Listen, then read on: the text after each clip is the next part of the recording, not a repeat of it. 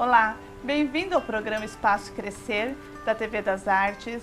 Meu nome é Cristina Pinho, sou psicóloga e hoje vamos falar um pouquinho sobre saúde mental com a doutora Amanda.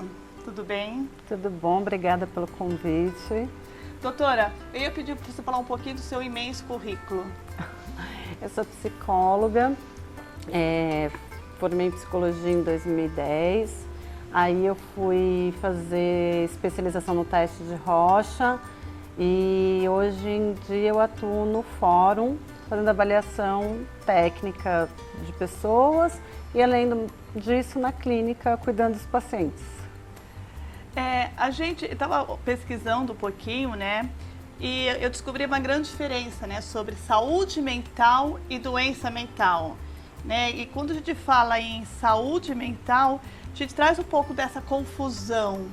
Sim, nem sempre fica claro, né? Acho que nem pra gente, nem para as outras pessoas o que se trata, né?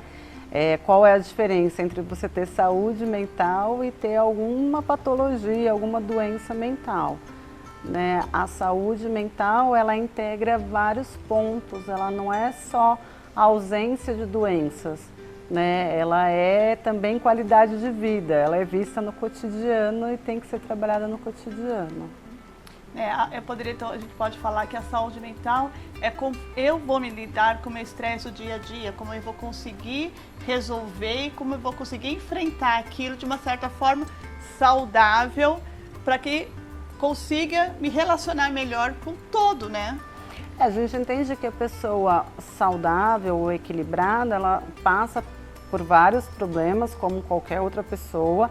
Entretanto, ela lida melhor com esses problemas, né? A gente está equilibrado não quer dizer que a gente não terá problemas, quer dizer que a gente saberá lidar melhor com eles, né? Então, assim, as pessoas mais bem equilibradas que entraram nessa pandemia de uma forma mais equilibrada, mais, né, relaxada, talvez tenham conseguido passar melhor por isso do que as pessoas que já estavam com alguns indícios, com algum desequilíbrio e daí um fator desencadeante externo fez com que piorasse muito a condição das pessoas. E muitas vezes a gente tem até esse desequilíbrio, não é porque eu me desequilibrei de uma certa forma que eu não estou saudável, porque muitas vezes nós precisamos de algum outro fator, ou de uma terapia, ou de algum exercício, alguma coisa que nos venha trazer mais o equilíbrio, né?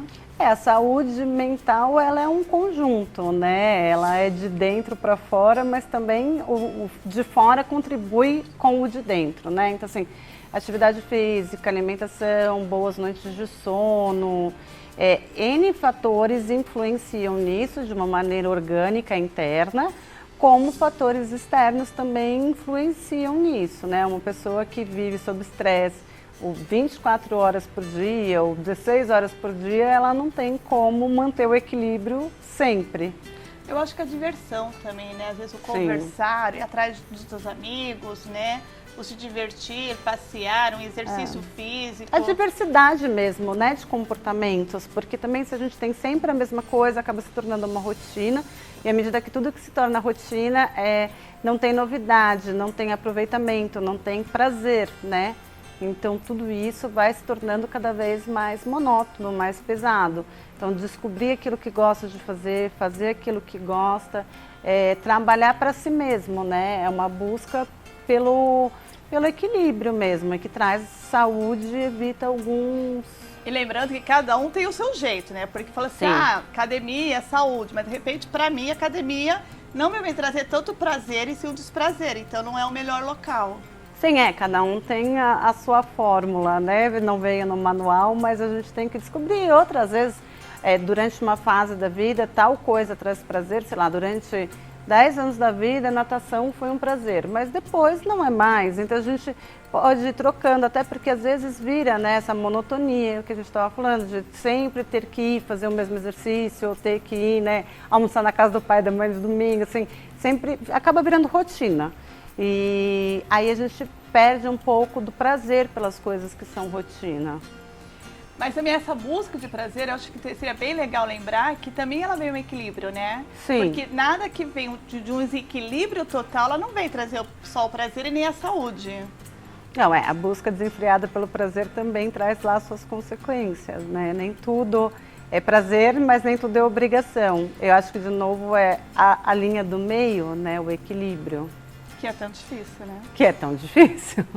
Mas eu acho que agora dá para entrar um pouquinho a saúde mental, né? Porque quando a gente existe talvez um desequilíbrio emocional, às vezes a gente entra já em outro campo que é da doença mental, né? Lembrando que a doença mental, ela vem de um transtorno, é algo psíquico, é um funcionamento do cérebro que não está tão eficiente como ele deveria estar, né? A gente pode falar de uma depressão, de um aumento de tristeza, de uma bipolaridade, uma esquizofrenia. São transtornos gerados, né, pelo fisiológico, né? São transtornos físicos, não é frescura, não é que a pessoa quer chamar atenção, são coisas que a gente não controla, né? A maioria das coisas tem um fundo genético, sim, e desencadeado muito provavelmente pelo ambiente, né? Então, assim, a gente conta a genética, a qualidade de vida e o ambiente. Então, somado a tudo isso, desencadeia algumas patologias, né, que daí não é ausência mesmo de controle emocional. E muitas vezes elas também são causadas por reações químicas do cérebro e lembrando que isso não é algo que não seja saudável, porque a gente procura um médico, a gente entra com um processo medicamentoso e qualquer pessoa, mesmo que tenha um transtorno psíquico, ele consegue ter uma vida com qualidade. Assim, algumas pessoas acabam desencadeando doenças já pré-existentes, né, que a gente diz que, na verdade, elas antecipam, né, com o uso de substâncias psicoativas, né, o uso de drogas, remédios não prescritos, né, o abuso de álcool, tudo que gera um abuso, uma dificuldade química no corpo pode vir a desencadear, né, antecipar algum tipo de transtorno já pré-existente. Amanda, eu poderia dizer que tudo que é exagerado, ele pode trazer alguma patologia, né? Tudo... que assim, tudo que é exagerado, na verdade, ele te leva para algum lugar de desequilíbrio, né? Então, na verdade, não é só a patologia, né? Como a gente pensa que a saúde mental está ligada não somente à ausência de doenças, mas sim uma qualidade de vida, tudo que é exagerado não gera qualidade de vida, logo a gente não tem saúde mental, né? Agora, voltando um pouco para os quadros psiquiátricos, né, que são diagnosticados não pela internet, nem por meios assim, né, virtuais, é uma equipe médica que vai poder dizer isso, psiquiatra, neuro, todo, né, esse tipo de... tem que ter uma avaliação, né, não é feita na escola ou na internet. Algumas pessoas, ou a grande maioria das pessoas, com o uso da medicação certa, com o uso da terapia certa, com o acompanhamento correto, sim, conseguem ter uma vida equivalente à normal, né? Elas são portadoras desse transtorno, algumas conseguem sair deles, outros não. E mesmo as que não consigam sair, elas conseguem ter uma qualidade de vida normal, trabalhar, casar, ter filhos, sair com os amigos, viajar, então assim, coisas comuns a todos. Eu acho que o nosso grande vilão tanto da saúde mental como da doença mental, eu acho que ainda é o preconceito, né? Que a gente está carregada disso, né? Eu sempre falo com meus pacientes, por que nós podemos ir no ginecologista, no oftalmologista e não podemos ir no psiquiatra, no neurologista? Porque o nosso cérebro, nosso sistema cerebral, ele é apenas um órgão como todos os outros. Então não é porque você precisa ir num médico desse que você é louco ou porque você está no fim da sua carreira. Vamos cuidar de todos os nossos órgãos, né? Eu acho que é um controle, né? Um bem-estar, é a questão de uma pessoa que cuida de si, né?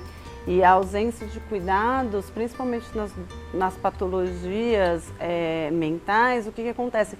Cronifica aquele estado, né? Então, às vezes, um estado que seria momentâneo, ele vai piorando, né? A gente não pode dizer assim, uma pessoa em depressão se curou sozinha. Tudo bem, às vezes alguns gatilhos, né, sei lá, procurar igreja, procurar, né, essas pessoas pode ter ajudado, a pessoa teve a sensação de que ajudou, de que aqueles sintomas Mas ela vai sumiram, descarregar em algum lugar, em algum mas momento ele da vai vida. se transformar em outra coisa. Aí a gente já chama de um quadro mais cronificado, né? Quando a pessoa às vezes chega, depois, sei lá, 6 anos de sofrimento no consultório, e às vezes, né, tanto da gente quanto dos médicos quer uma melhora instantânea, e a gente entende porque realmente é um quadro que gera muito sofrimento, e muitas vezes a pessoa, quando vai em busca de tratamento, ela já não tem outra opção, ela já tentou de tudo, né? Ela só vai por conta mesmo da cultura e do que a gente vive, né?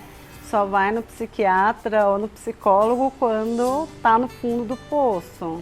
E é um conjunto, né? É um trabalho assim, é o trabalho do psiquiatra com medicamento, é o trabalho da terapia e é o trabalho do próprio paciente, né? Que ele também não fica isento dessa melhora, né? Não. É um trabalho de todos.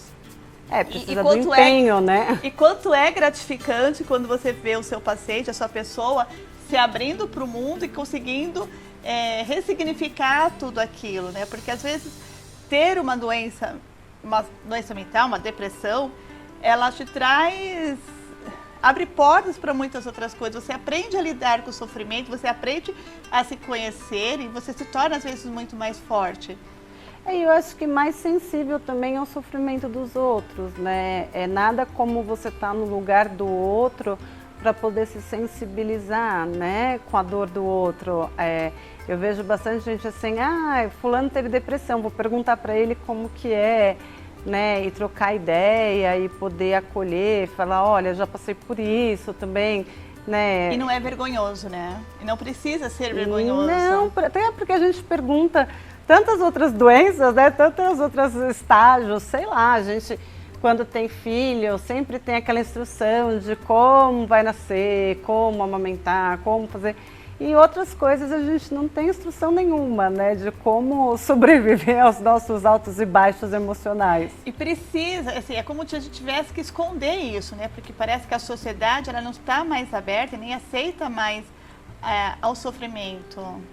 Eu acho que a divulgação, né, dos sintomas, a divulgação de várias frentes, né, ajuda a gente tocar nesse assunto. Os assuntos, quando eles são ditos e conversados, eles sempre vão se tornando normais, assim, cotidianos aos nossos ouvidos. Quando a gente fica muito fechado, fica mais difícil, né? Por isso a participação da mídia, dos canais, né, que levam o conhecimento até as pessoas, é importante para difundir informações, né, para a pessoa poder olhar e falar, opa, peraí, será que eu não tenho isso, né, ou o que eu estou sentindo tem algum jeito? E tem solução, né? Sim. Essa pessoa conseguiu, eu também consigo.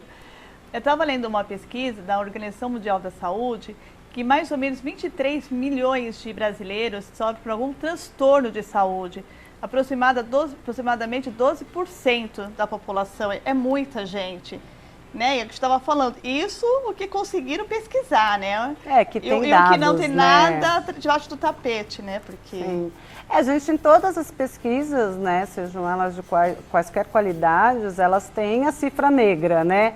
Aquilo que não chega até nós. Mas eu acho que até isso é muito importante, porque na verdade quando você busca saber quantidade de pessoas que precisam de atendimento, já é também o interesse pelas pessoas, né? Porque a gente precisa demonstrar para a pessoa que a gente está interessado, que a gente está aberto, que a gente tem essa condição de acolher, né? E que você também não é só mais um, né? Tem mais gente sofrendo. A fragilidade emocional, a vulnerabilidade faz parte da vida, né? Eu acho que nossos altos e baixos faz parte. E o fato de você, em um momento, estar mais fragilizado, não quer dizer que você seja frágil, quer dizer que naquele momento você não está tendo condição de dar contorno para aquilo que você está sentindo. Mas, por outro lado, também, se isso for trabalhado, quer dizer que numa próxima maneira, num próximo episódio, você vai ter mais ferramentas para lidar com isso. Vai ter mais recursos emocionais, né? Às vezes eu falo que eu não tenho recurso emocional nesse momento. Mas aí eu vou trabalhar e vou adquirir para que eu consiga lidar com os problemas da vida que às vezes nem sempre são tão fáceis. Não, e às vezes a gente precisa de um empurrãozinho, às vezes quem enxerga de fora enxerga melhor, né? A gente quando tá num lugar que é frágil, que envolve sentimentos, pensamentos e outras coisas, é mais difícil da gente ver, né? Quando a gente vai para terapia, quando a gente vai para o tratamento em si, a gente percebe que às vezes o olhar do outro ajuda a gente, né? A pessoa fala assim, não, meu casamento era ótimo, como assim terminou? E daí vem uma outra pessoa e diz, nossa, mas seu casamento já estava falido há anos, né? Todo mundo percebia, e aí? Só você que estava lá não percebia. Então, assim, o olhar do outro, o contato com o outro, também ajuda essa estruturação. E né? O quanto nos traz o autoconhecimento e o desenvolvimento pessoal, né? E aí trazemos mais ferramentas para lidar com as coisas mais difíceis do nosso dia a dia.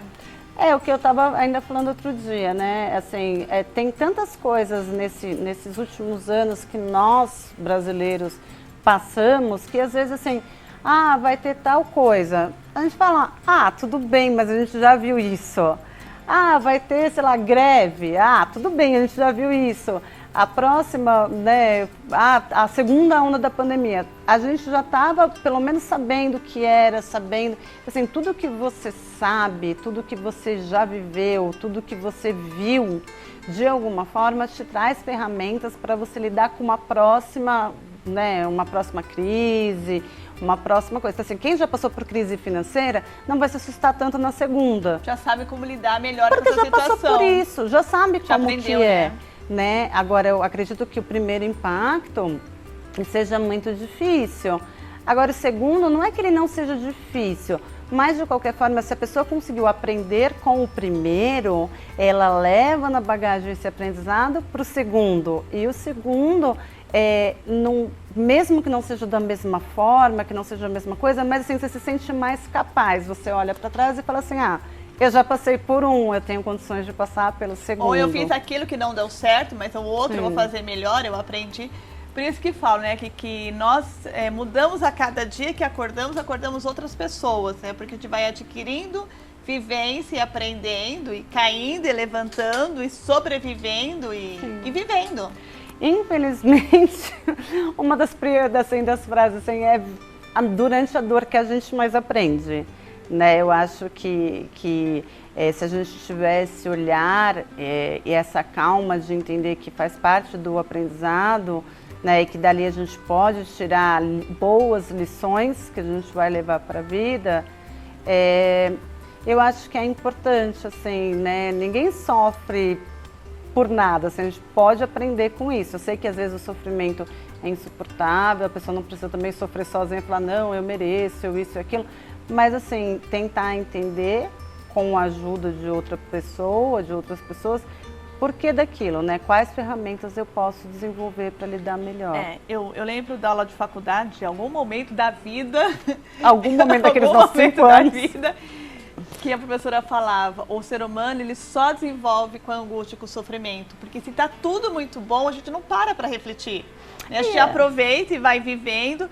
Mas o sofrimento, ele traz essa reflexão e sim o desenvolvimento.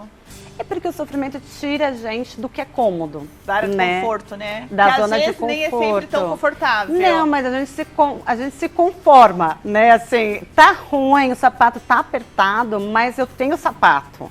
Né? A sala não tá tão bonita, mas eu tenho sala. Porque se eu ver que a sala não está bonita, eu preciso mudar de sala.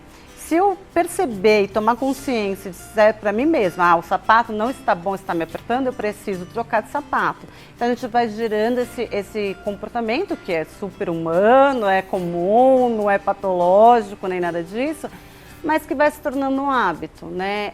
A gente se acostumar àquilo que está realmente ruim, se acostumar àquilo que Deus nos deu. E daí a gente vai criando algumas barreiras até para a nossa própria evolução, né? Porque andar é preciso, evoluir é preciso. né? Faz parte da vida a gente crescer. Não é fácil crescer, né? Se a gente parar para pensar lá atrás, o quanto a gente caiu para caminhar, o quanto foi difícil aprender a ler e escrever. E aí, estamos aqui. Então, crescer dói, né? Eu acho que dói de qualquer jeito. Dói para quem cresce, dói para os pais que deixam de ser pais de bebês e se tornam pais de crianças e depois de adolescente. Cada fase da nossa vida, ela gera um desconforto, ela gera um sofrimento e faz parte do crescimento, né? Você tocou em pais, né? Eu acho que quando você falou em pais, veio como cuidar da saúde mental do meu filho? Sim, como cuidar da saúde mental dos pais, né?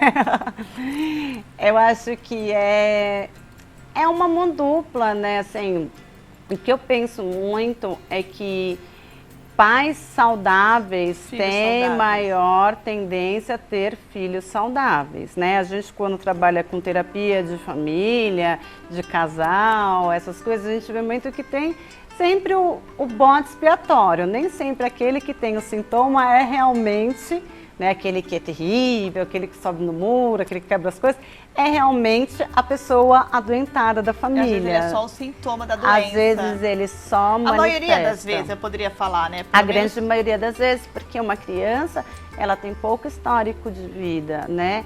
Às vezes ela tem a liberdade ou não tem tanto um mecanismo para não expor ao exterior o sofrimento da família. Então ela é externa, ela de alguma forma pede esse socorro para a família.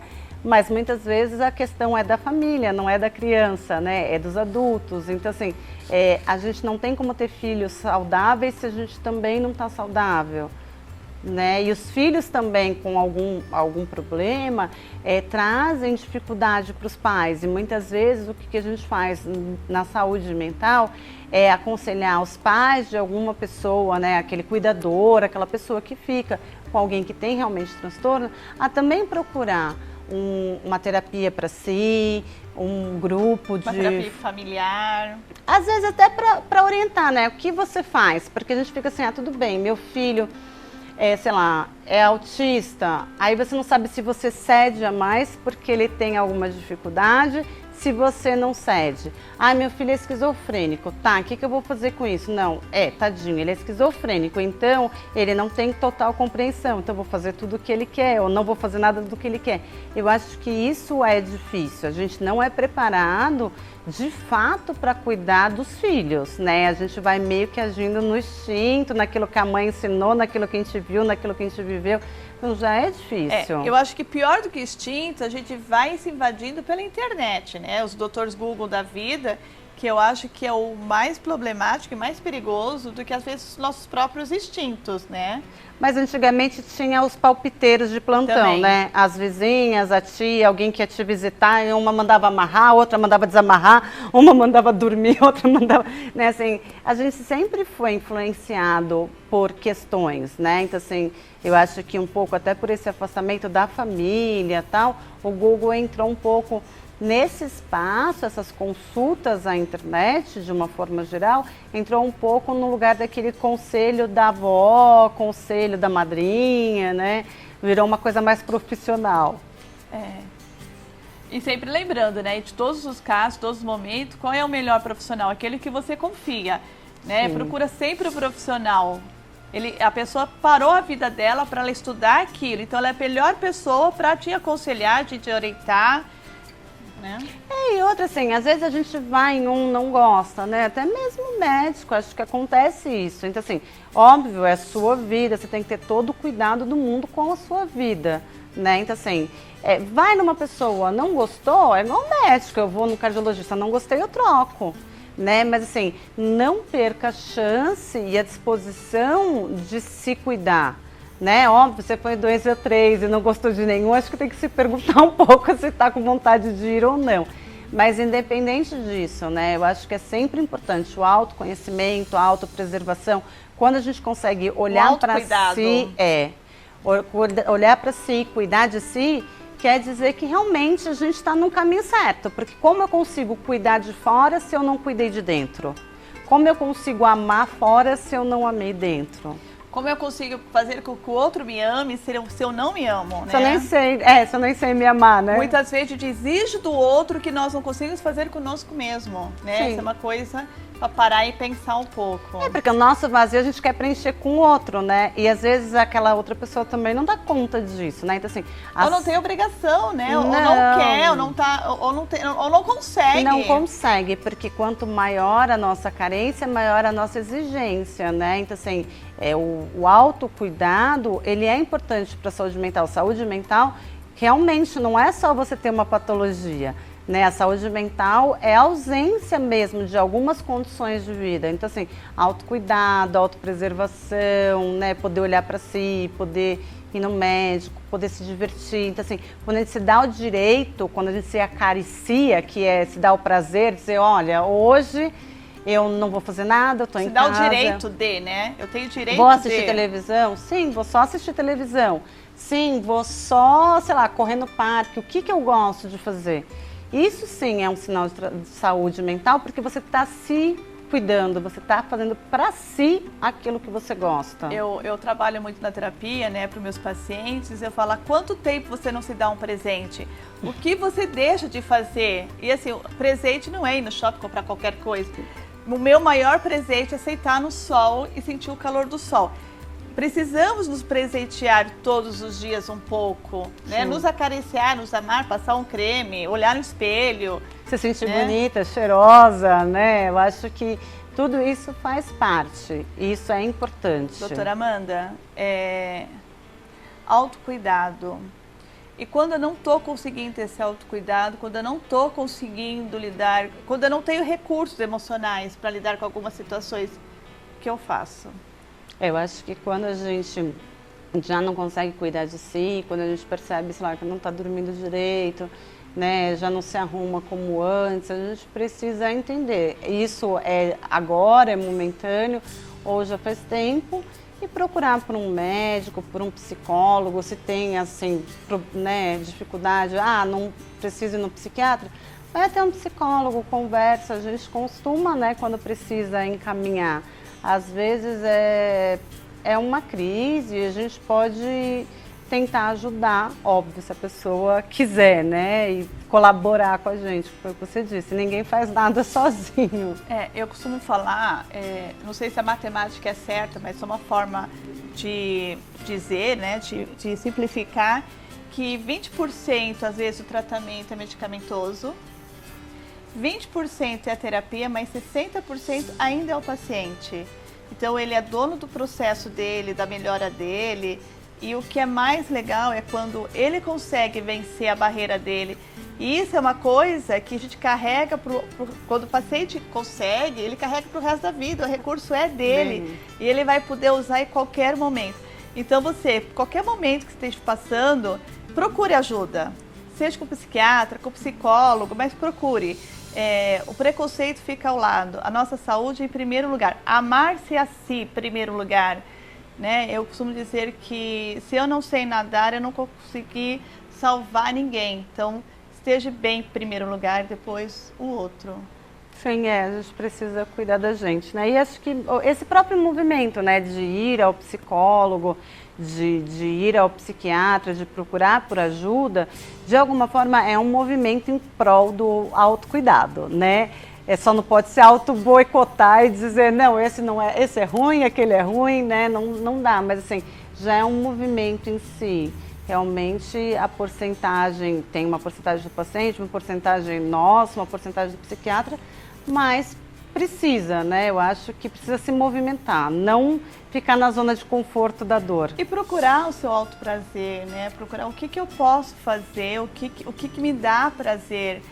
Eu gosto de dançar, eu gosto de conversar, eu gosto de correr, eu gosto de ver um livro, eu gosto de ver televisão, mas nos presentear com algo, porque a vida já é tão difícil, a gente tem tantos problemas, às vezes financeiro, Covid, filhos, escola, sei lá, tanta coisa.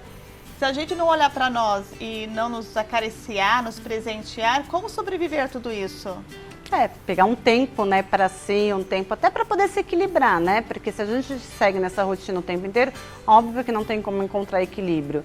né? Então, às vezes, uma sessão de terapia, 1 hora, uma vez por semana, não vai te tirar o tempo todo, né? Andar de bicicleta, praticar esporte, assistir jogo de futebol, não sei, o que a pessoa gosta, um artesanato, alguma coisa assim, né? Ajuda, eu acho que ajuda, conversar com as outras pessoas ajuda, procurar pelo psicólogo, nem que seja para o psicólogo dizer, olha, você não precisa, né? Assim, eu acho que tudo isso contribui para uma vida melhor. Eu poderia dizer que saúde mental é olhar para si? Com certeza. A pessoa que é saudável mentalmente, ela tem condições de olhar para si. Obrigada. Gente, obrigada a vocês por terem assistido e até a próxima. Um grande beijo.